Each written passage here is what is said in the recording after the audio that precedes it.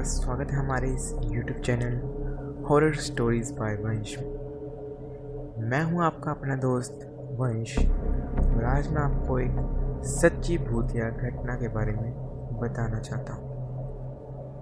यह भूतिया घटना एक आत्मा की है, एक औरत की आत्मा जो रात को खेत में भटकती रहती है।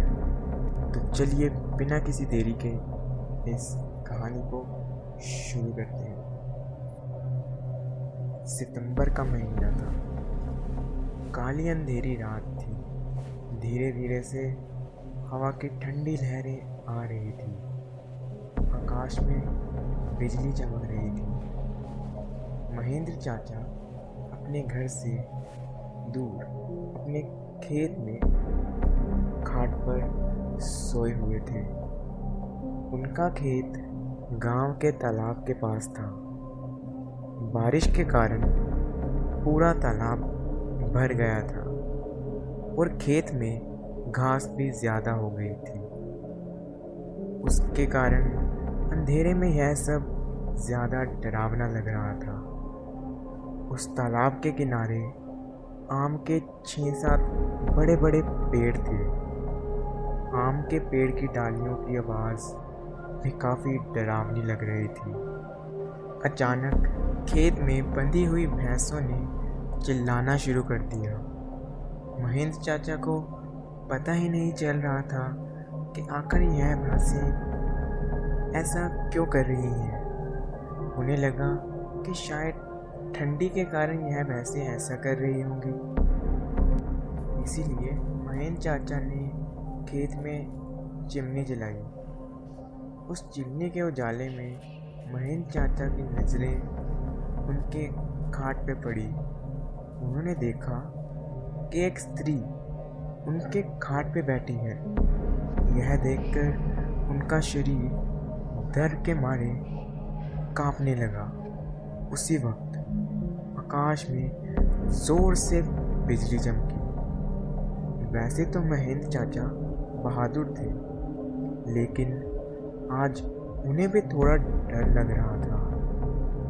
उसी वक्त काका ने आग में सूखी घास डाली और आग को ज़्यादा बढ़ाया। इसकी वजह से वो औरत ठीक से दिखाई दे रही थी। महेंद्र चाचा ने पूछा, कौन है? पर सामने से कोई प्रतिक्रिया नहीं आई। इसीलिए काका अचंभित रह गए। उनकी समझ में कुछ नहीं आ रहा था। काका खड़े हो गए। इसीलिए महेंद्र काका ने सोचा कि अब डरने से कुछ नहीं होगा, मुझे हिम्मत से काम लेना पड़ेगा, क्योंकि जो डर गया समझो मर गया।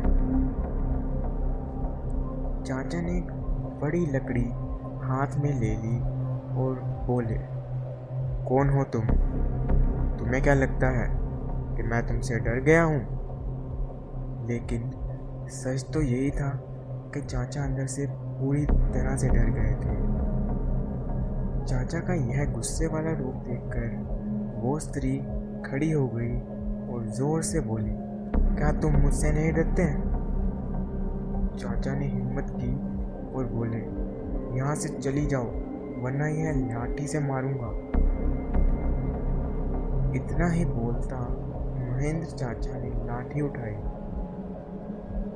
और उसी वक्त उस औरत ने आवाज उठाई, अब तुम मुझे मेरे ही घर से बाहर निकालेगा? यहाँ तो मेरा बचपन गुजरा है, यह मेरा ही घर है, मैं यहाँ सालों से रह रही हूँ। यह सुनकर चाचा का डर और गुस्सा दोनों ही शांत हो गए।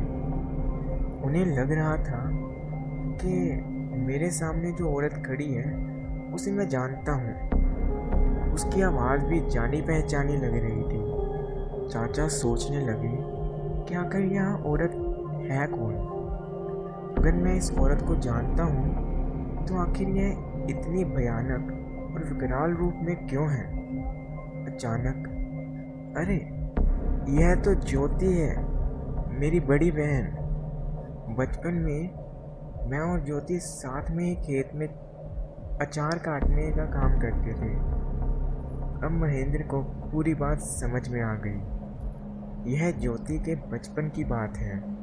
जब ज्योति 14 साल की थी, तब इसी खेत में गांव के कुछ बच्चों के साथ खेल रही थी।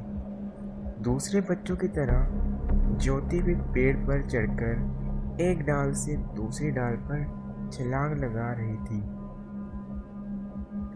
अचानक ज्योति जिस डाल पर बैठी थी वह डाल टूट गई और ज्योति मुंह के बल नीचे गिर गई। यह देखकर सारे बच्चे डर के मारे चिल्लाने लगे। बच्चों के चिल्लाने की आवाज़ सुनकर बड़े लोग वहां पहुंच गए और ज्योति को उठाकर अस्पताल ले गए, लेकिन काफ़ी देर हो चुकी थी। ज्योति की वहीं पर मौत हो गई। महेंद्र चाचा को ये सारी बातें याद आ गई और वह सीधा ज्योति के पास जाकर रोने लगे। जब यह बात गांव वालों को पता चली तो सारे गांव वाले चौंक उठे थे। वास्तव में वह ज्योति ही थी। गांव के एक बड़े बुजुर्ग ने कहा कि जब ज्योति की मृत्यु हुई थी तब वे एक बच्ची थी, इसीलिए उसे बालक समझ के उसे दफनाया गया था, लेकिन वास्तव में उसका अंतिम संस्कार करने की ज़रूरत थी। इसीलिए ज्योति की आत्मा आज तक भटक रही थी। महेंद्र चाचा ने तुरंत ही ज्योति को जहाँ दफनाया था वहाँ से उसे निकाला। किसी की भी हिम्मत नहीं हो रही थी कि कोई उसके पास भी जा सके। उसी वक्त ज्योति की आत्मा ने गांव वालों के सामने आके कहा कि हाँ, आपकी बात सही है, मैं मर चुकी हूँ। आप लोगों को मुझसे डरने की ज़रूरत नहीं है। मैं अभी भी इस गांव की बेटी हूँ, लेकिन मैं आज दिन तक भटक रही थी। मुझे मुक्ति दीजिए। बाद में महेंद्र चाचा ने ज्योति के शव का अग्नि संस्कार किया और उसकी आत्मा को शांति दिलाई। तो फ्रेंड्स, कैसी लगी आपको ये हॉरर स्टोरी? हमें कमेंट करके ज़रूर बताइएगा। और अगर अच्छी लगी तो भाई प्लीज़ लाइक एंड शेयर भी कर देना। और अगर ऐसी और कहानियाँ सुनना चाहते हो तो सब्सक्राइब कर दो हमारा चैनल हॉरर स्टोरीज़ बाय वंश।